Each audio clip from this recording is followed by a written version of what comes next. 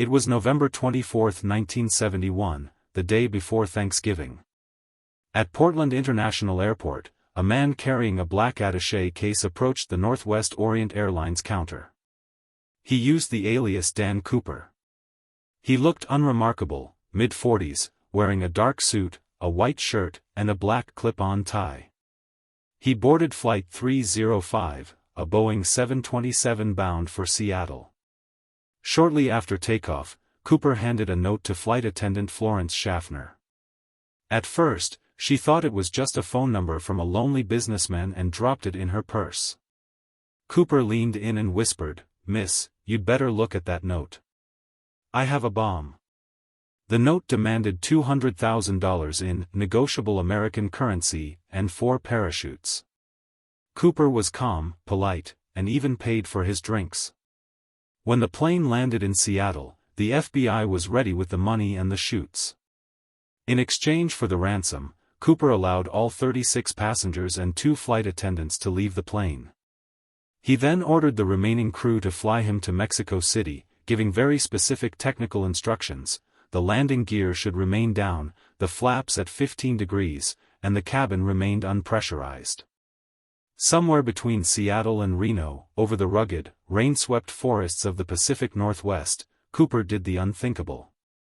At 8:13 p.m., the pilots noticed a sudden pressure bump. Cooper had lowered the rear air stair and jumped into a freezing wilderness during a heavy storm. He was never seen again. The FBI launched NORJAC, Northwest Hijacking, one of the most extensive and longest-running investigations in history. They searched the woods for weeks but found nothing, no body, no parachute, no suit. For 9 years, the trail was cold. Then, in 1980, an 8-year-old boy named Brian Ingram was digging in the sand at Tina Bar on the Columbia River. He found 3 bundles of rotting $20 bills, totaling about $5,800. The serial numbers matched the ransom money.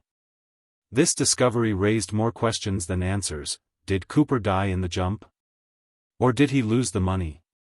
Over the decades, the FBI investigated over 800 suspects. Richard McCoy, a veteran who pulled a similar hijacking months later, but his DNA didn't match.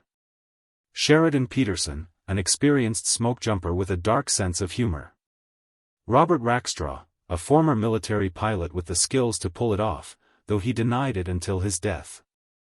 In 2016, the FBI officially closed the case.